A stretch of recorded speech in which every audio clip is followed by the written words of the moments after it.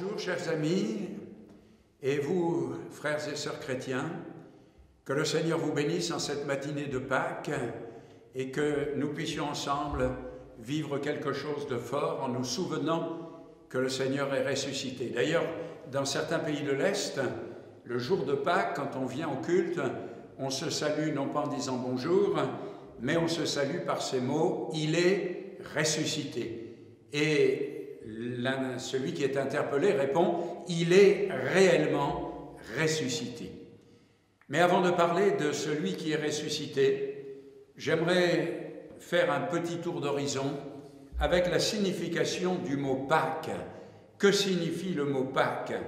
C'est un mot qui dérive du mot hébreu « passer outre », épargner, qui nous rappelle que le peuple d'Israël est sorti d'Égypte le jour où l'agneau a été immolé, où on a mis le sang sur les linteaux des portes et où l'ange exterminateur est passé, tuant tous les premiers-nés d'Égypte, mais épargnant les premiers-nés d'Israël.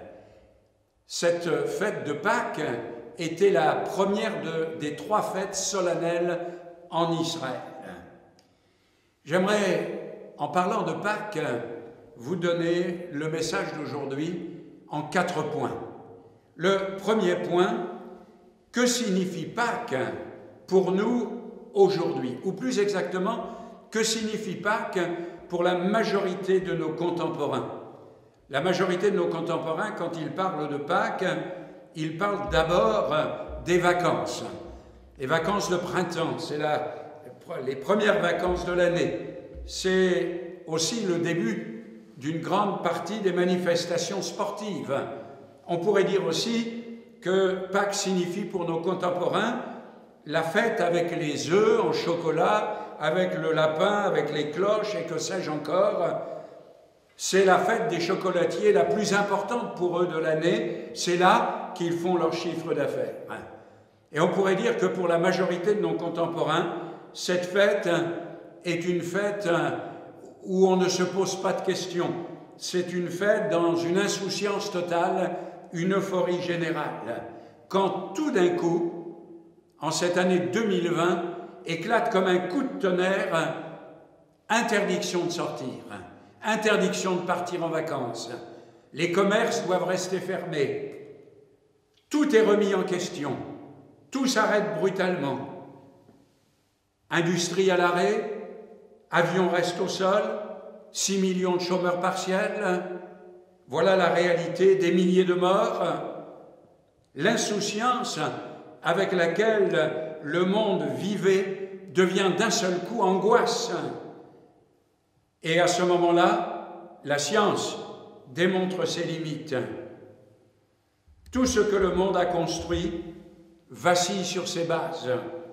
Notre technologie, dont nous sommes si fiers, est impuissante. Et tout ce tableau que je ne veux pas noircir, mais qui est une réalité, me fait penser à la situation qu'ont vécue les disciples et les apôtres entre le moment où le Christ est mort sur la croix et le moment où il est ressuscité. Il y a eu une période de 3 jours pendant laquelle rien ne s'est produit et où les apôtres et les disciples étaient désespérés de savoir que le Christ n'était plus. Mais en réalité, j'aimerais brosser en quelques minutes ce qu'ils ont vécu pendant cette période-là. La première des choses, c'est que pendant 3 ans et demi, ils ont vécu de miracles, de délivrance. C'était tellement extraordinaire que même à un moment donné, alors que Jésus faisait des miracles, ils ont pensé que le royaume des cieux allait paraître sur la terre. Pour eux, pour ces apôtres, pour ces disciples, pas de doute, Jésus est le Messie promis. Il est venu pour établir son règne. Et puis tout à coup, patatras, Jésus est arrêté, flagellé, condamné, crucifié. Et à ce moment-là, la tristesse s'est emparée d'eux. J'appellerais cette période une vie sans Dieu, une vie sans Christ. Pendant ces 3 jours, à leurs yeux, Jésus est mort. En témoignent les disciples d'Emmaüs. Ils avaient espéré, peut-être espéré même devenir ministres sous le règne du Christ. Et ils étaient abattus parce que pour eux, Jésus était mort.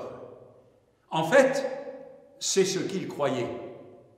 Et dans notre monde d'aujourd'hui, combien de nos contemporains pensent que Jésus est mort, que Dieu n'existe pas? Ils ont remplacé Dieu par les loisirs, les distractions. Le monde, dans sa grande majorité, a décidé de vivre sans Dieu, de mettre Dieu à la dernière place. Le monde vit sans la crainte de Dieu. Le monde vit sans même la pensée que Dieu existe ou pourrait exister. Dieu a disparu de toutes nos préoccupations. Les gens vivent dans l'insouciance sans se préoccuper des choses spirituelles. Pour une grande majorité de notre monde, Dieu est mort. La preuve, regardez nos gouvernants. Dans leur majorité, ils ont décidé de gouverner sans Dieu. Il suffit de regarder certaines des lois qu'ils ont promulguées pour réaliser qu'ils n'ont aucune notion ni crainte de Dieu, ni aucun conseil à recevoir de lui, ne cherchant dans la plupart des cas qu'à satisfaire leur électorat ou voire même leur ego. Alors, survient un événement que personne ne maîtrise. Ça, c'est le deuxième point. Tout à coup, les gens se rendent compte que tout peut s'arrêter du jour au lendemain, que la mort tant redoutée peut frapper à tout moment, à n'importe quel endroit. Comme pour la majorité de nos contemporains, la seule vie est la vie qu'ils mènent et la vie terrestre. Ils s'y accrochent de toutes leurs forces. Mais est-ce que cela empêche la réalité de se manifester? Comme la grande majorité de nos contemporains n'ont plus cherché Dieu, comme ils n'ont plus de relation avec lui, on va à l'église, c'est vrai, beaucoup de gens vont encore à l'église, mais on va à l'église par religiosité, on va à l'église pour faire comme tout le monde, on va à l'église parce qu'on est catholique, parce qu'on est protestant, que sais-je encore. Mais la plupart n'ont aucune expérience avec un Christ vivant, avec un Dieu puissant, qui conduit et qui dirige toutes choses, qui est au-dessus de tous les événements. Alors, nos contemporains sont dans cette expectative. Vers qui se tourner? Qui répondra à notre peur, à notre angoisse, à notre détresse? Qui pourra arrêter le coronavirus? Vite! La réaction du monde est celle-ci, trouver un vaccin. Trouver un vaccin. Comme si le vaccin allait régler les problèmes. Jusqu'au moment, et ça c'est le troisième point, où c'est Pâques. Pas seulement la fête dont j'ai parlé au début, mais la vraie Pâques. Celle où Jésus va se révéler au monde comme celui qui est vivant. Jésus n'est pas mort, mais il est vivant. Seulement voilà, il ne s'est pas encore montré à tous les hommes de son temps. Mais Jésus est vivant. Et la Bible nous dit, il est le même hier, aujourd'hui, éternellement le même. Et j'aimerais vous lire ce que le récit biblique nous rapporte sur la fête de Pâques, sur ce que signifie le mot Pâques. Et nous trouvons ce récit dans l'évangile de Jean au chapitre 20 et au verset 11. Ce récit qui se rapporte au matin de Pâques. Cependant, Marie se tenait dehors près du sépulcre et pleurait. Comme elle pleurait, elle se baissa pour regarder dans le sépulcre et elle vit 2 anges, vêtus de blanc, assis à la place où avait été couché le corps de Jésus, l'un à la tête, l'autre aux pieds. Ils lui dirent « Femme, pourquoi pleures-tu » Elle leur répondit « parce qu'ils ont enlevé mon Seigneur, et je ne sais où ils l'ont mis. » En disant cela, elle se retourna, et elle vit Jésus debout. Mais elle ne savait pas que c'était Jésus. Jésus lui dit, « Femme, pourquoi pleures-tu? Qui cherches-tu » En pensant que c'était le jardinier, elle lui dit, « Seigneur, si c'est toi qui l'as emporté, dis-moi où tu l'as mis et je le prendrai. » Jésus lui dit, « Marie. » Elle se retourna et dit en hébreu, « Raouni », c'est-à-dire « maître ». Jésus lui dit, « Ne me touche pas, car je ne suis pas encore monté vers mon Père, mais va trouver mes frères, va trouver les Français, va trouver les Parisiens, va trouver ceux qui sont en Île-de-France, va trouver les gouvernants et les gens désespérés, les gens angoissés, va les trouver et dis-leur que je monte vers mon Père et votre Père, vers mon Dieu et votre Dieu, celui qui est vivant au siècle des siècles. » Sa première apparition, le Seigneur l'a réservée à une simple femme.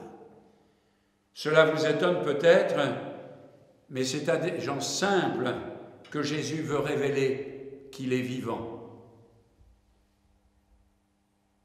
Il n'y a pas besoin d'être un grand savant, il n'y a pas besoin d'être un homme de lettres ou un philosophe renommé pour découvrir que Dieu existe et que Jésus est vivant. Et le quatrième point, j'aimerais vous parler de Marie. Parce qu'en ce matin de Pâques, pourquoi parler de Marie? Parce que son expérience peut être la vôtre, encore aujourd'hui. Il y a 2000 ans que ces choses se sont passées, mais aujourd'hui, nous pouvons, comme Marie, rencontrer la personne de Jésus-Christ. Dans ce petit récit que je vous ai lu, il y a un mot qui est très important, par lequel commence ce récit. Ce mot, c'est « cependant ».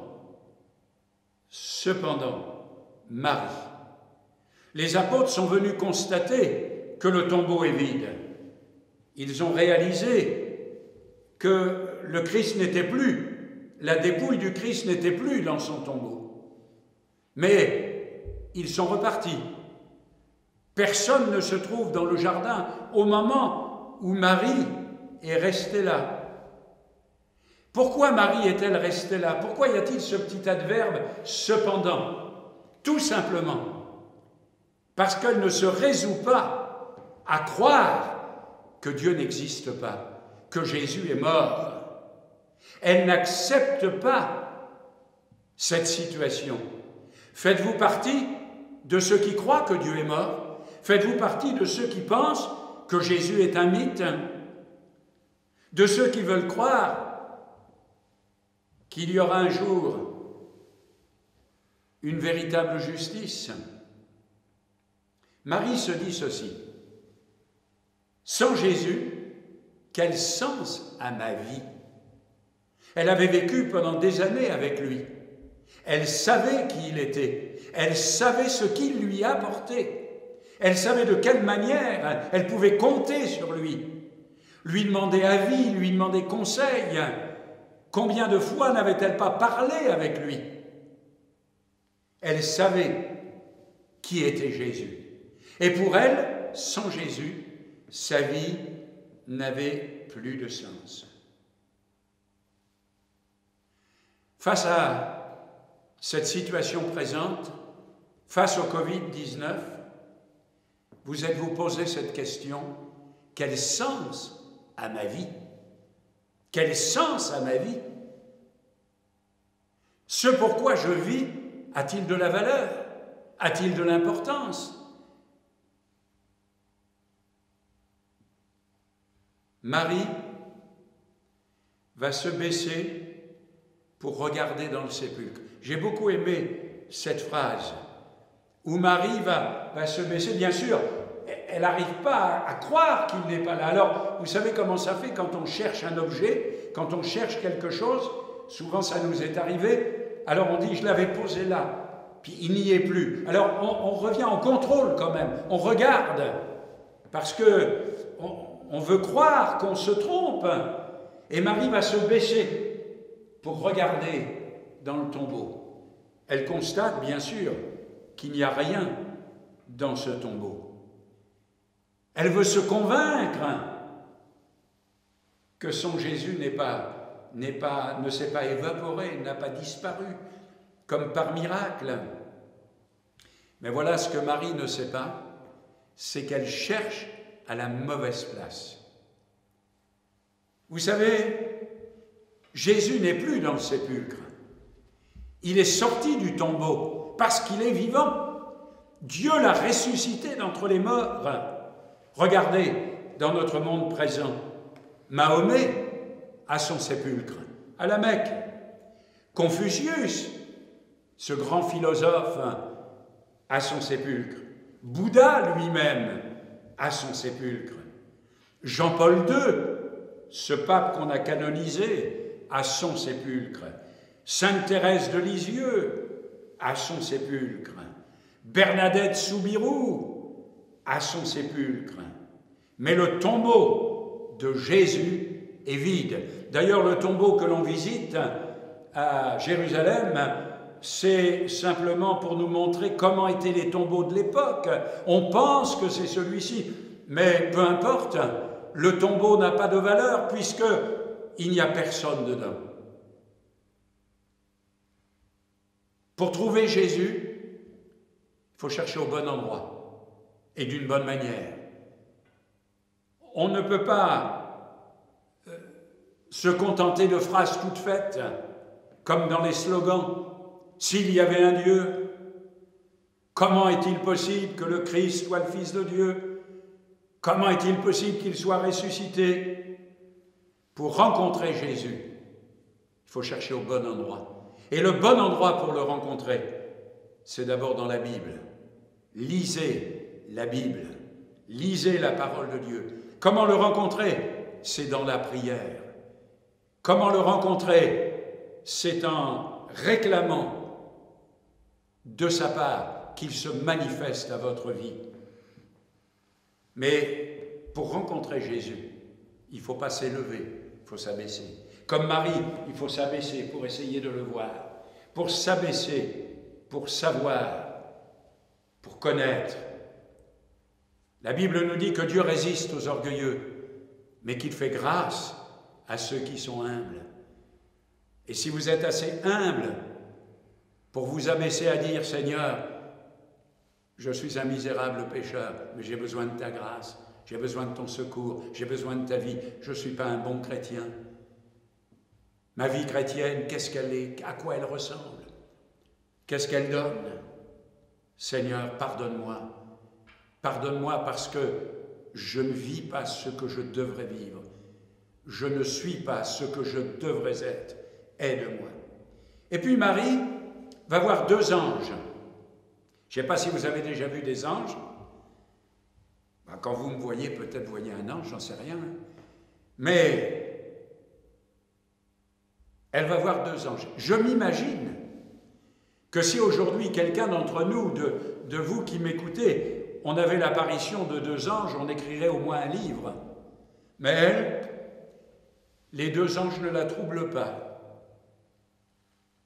Elle, ce n'est pas les anges qu'elle veut, c'est Jésus. Elle, ce qu'elle veut, ce n'est pas une religion, parce que la religion ne suffit pas. Ce qu'elle veut, elle, ce n'est pas une philosophie, parce que la philosophie des hommes ne suffit pas. Ce qu'elle veut, elle, ce n'est pas un discours scientifique pour expliquer les choses.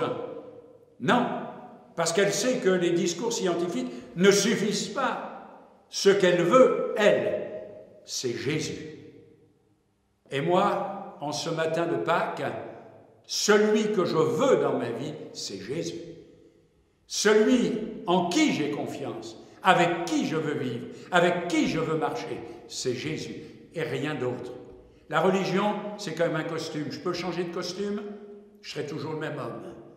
La religion, c'est un habillement. Mais c'est le cœur que le Seigneur veut toucher. C'est dans le cœur qu'il veut agir. Jésus n'est pas dans la religion des hommes, ni dans leurs cérémonies, ni dans leur philosophie, ni dans leur hiérarchie. Amis, cherchez Jésus au bon endroit. Il veut se révéler à vous. Votre constance, votre persévérance, vos larmes. Marie est dans le jardin, tout le monde est parti, mais elle est restée là. Elle pleure, elle cherche, elle veut rencontrer Jésus. Non, il n'est pas mort, je ne peux pas le croire. Une vie sans Dieu, c'est pas possible. Ça ressemble à rien. Je veux une expérience. Et les anges vont lui parler et vont lui dire quelque chose d'important. Pourquoi cherches-tu parmi les morts celui qui est vivant? Pourquoi cherches-tu parmi les morts celui qui est vivant? Pourquoi, cher ami, cherches-tu dans tout ce qui n'a aucune valeur celui qui est vivant au siècle des siècles? Et puis tout d'un coup, Marie ressent une présence. Elle ressent une présence. Elle n'a pas reconnu Jésus. Elle pense que c'est le jardinier. C'est bizarre que Jésus se présente à elle sous cette forme. Quoi de plus banal qu'un jardinier dans un jardin? Mais Dieu n'est pas compliqué. Jésus est simple. Sa révélation est simple. Et lorsque elle va sentir cette présence, elle n'a pas su que c'était lui, mais elle a senti sa présence. Vous pouvez sentir sa présence, même ce matin. Alors que je suis en train de prêcher sur cette vidéo, vous pouvez, dans votre maison, là où vous êtes, avec votre famille, vous pouvez, si vous le souhaitez, sentir sa présence. Jésus a dit, je suis avec vous tous les jours, jusqu'à la fin du monde. Alors, Marie va émettre clairement le sujet de sa préoccupation. Elle va dire à celui qu'elle pense être le jardinier, « Dis-moi où tu l'as mis, si c'est toi qui l'as pris, et j'irai le prendre. » Et Jésus va lui parler le langage de la consolation. En cette période, beaucoup de familles sont endeuillées, beaucoup de personnes âgées sont décédées. Mais Dieu peut parler le langage qui console. Il peut consoler les cœurs. Il peut répondre à vos attentes. Il peut transformer vos angoisses, votre peur de la maladie, votre peur de la mort. Jésus est là, dans votre confinement et dans les situations présentes, pour vous encourager. Ne crains pas, crois seulement, je suis vivant. Et Jésus va prononcer un seul mot. Vous savez, le Seigneur Jésus peut faire un discours avec un mot. Nous, il nous faut toujours beaucoup de mots pour s'expliquer. Mais Jésus, par un mot, va se révéler. Il va lui dire « Marie ». Il va l'appeler par son nom. Pourquoi? Parce qu'il la connaît et parce qu'il sait qu'elle le cherche. Dieu vous connaît, chers amis, qui que vous soyez. Même si vous vous cachez, il vous voit. Et non seulement il vous voit, mais il sait si vous le cherchez. Il sait si vous avez la soif de le connaître et de le découvrir. Comme il nous connaît chacun par notre nom, il nous appelle par notre nom. Et il vous appelle par votre nom à venir vers lui, à croire en lui. Jésus n'est jamais loin d'une âme qui le cherche, mais il est prêt à se révéler. La Bible nous dit dans les évangiles, cherchez et vous trouverez. Frappez et l'on vous ouvrira. Demandez et vous recevrez. C'est ça l'évangile, c'est pas autre chose. Alors quand Marie va entendre son nom, Elle va répondre par un seul mot. Vous vous rendez compte, il n'y a pas besoin d'une prédication comme celle que je suis en train de faire. Un mot de Jésus. Et Marie répond un mot. Rabouni, ce qui signifie maître. Pas besoin de discours pour faire une réelle expérience avec Dieu. Pas besoin d'un grand prédicateur. Pas besoin du pape ou que sais-je encore. Pour faire une rencontre avec Dieu, ça se fait en tête-à-tête, dans une relation personnelle entre lui et vous, entre vous et lui. Il vous appelle par votre nom et à ce moment-là, Marie va découvrir qui il est. Je sais qui est Jésus. Oui, je sais qui est Jésus. Je sais ce que les hommes racontent. Je sais ce que les religions enseignent. Je sais plein de choses. Mais une chose que je sais par-dessus toutes les autres, c'est qui est Jésus, le sauveur du monde, mon sauveur, celui qui est mort sur la croix pour le péché de l'humanité. C'est lui que je connais, celui qui s'est fait homme alors qu'il était fils, fils du Très-Haut, fils de Dieu. Et je sais qu'il reviendra et qu'il y aura un jugement pour les vivants et pour les morts, comme le dit la Bible. Les paroles de Jésus réveillent ou éveillent en nous un écho certain. Rabouni, va dire Marie, maître. Il est son maître, le maître de sa vie, le maître de son avenir, le maître de son espérance. Elle sait que non seulement il est maître ici-bas, mais qu'un jour elle le retrouvera, quand elle aura quitté la terre, de l'autre côté. Est-il votre maître? Est-il la personne la plus importante dans votre vie? Que vous soyez non chrétien ou chrétien, est-il le maître? Avez-vous placé en lui votre espérance, votre confiance, votre attente? Savez-vous, si vous marchez avec lui jour après jour, si un jour vous le reverrez ou vous le rencontrerez? S'il n'est pas votre maître, alors ne cherchez pas pourquoi vous êtes dans une telle angoisse, dans une telle détresse, dans de telles peurs, dans de telles impasses, dans de tels tourments. Mais s'il devient aujourd'hui votre maître, tout changera.